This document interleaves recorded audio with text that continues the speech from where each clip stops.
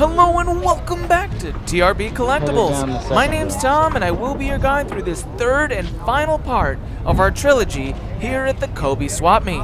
In part 2 we learned that Chris picked up scuba gear for $5, but in this episode you're going to see something that has never happened to us before at Kobey swap meet. Stay tuned. Yeah. Now, one of my favorite categories to look through are DVDs and Blu-rays. It's a controversial topic in reselling because a lot of people say that DVDs and Blu-rays don't hold a value, which, to be honest, is not necessarily true. A good chunk of them don't, but looking for specific ones could actually bring you great value, so don't pass on that category. Booking at choicehotels.com when you need to feel seen under your feet.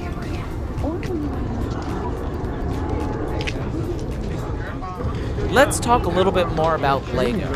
Now you're going to see all these minifigures, and minifigures, for the most part, hold a decent value, especially in age or rarity in production. Now some people also sell individual pieces and parts. If you're familiar, their website's called Bricklink, where you can buy individual parts for what you're looking for. But some people don't want to go on the internet and look for it in person. People like this will buy tubs, split out the minifigures into little pieces, and then sell them individually for people that are looking for them. And you'd be surprised, people will pay a decent price point per piece, depending on the Lego. It was fun. We talked about all different kinds of sellers here at Kobey Swap Meet, and this one sells succulents. It's unique, it's different, especially if you're walking by and you love plants. It's a great place to pick it up for a good price. They probably sell this for 30.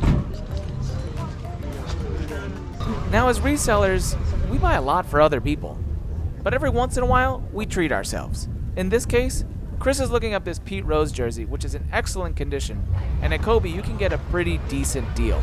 Let's see what the vendor wants for it. Jersey. Pete Rose jersey. How much is it? I don't know.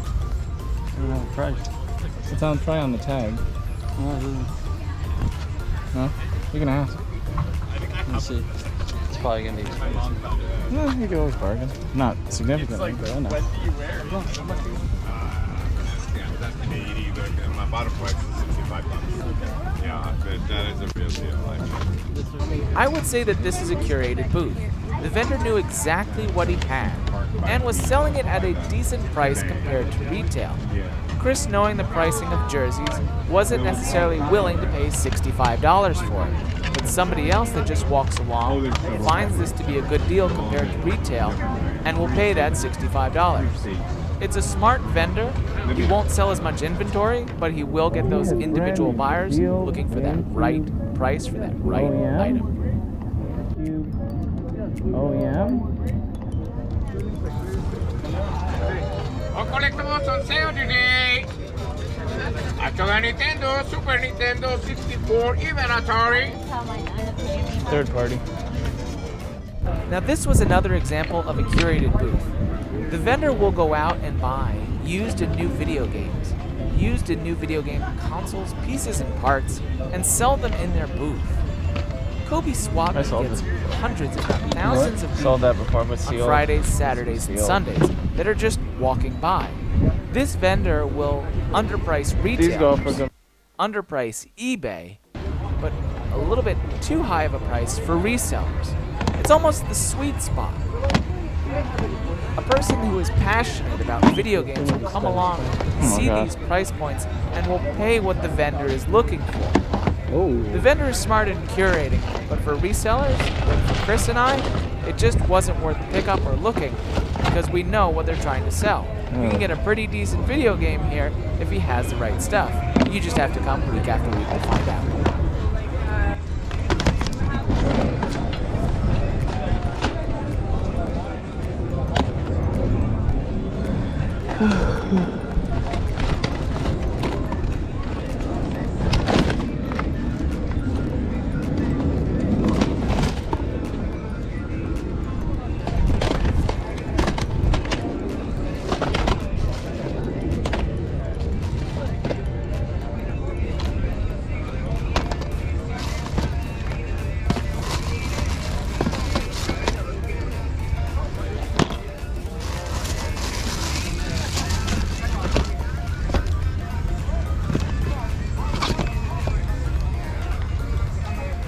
Another creepy thing that I came across at the Kobey swap meet were these mannequin heads with lots of wigs.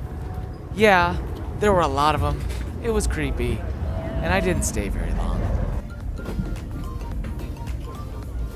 Alright. So to summarize today here at the Kobey swap meet, I went ahead and I picked up one DVD that I should be able to make 35 to 40. Chris, what did you pick up? Well, for personal use today, I went fresh tie-dye bucket with matching yellow sunglasses.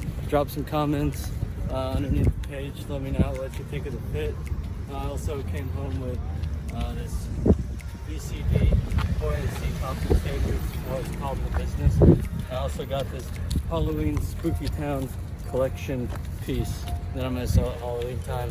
Roughly totaling at, could be about $80 in total. I spent about 10 and Hey, that's not bad. Yeah. And Jake, what did you wind up getting today?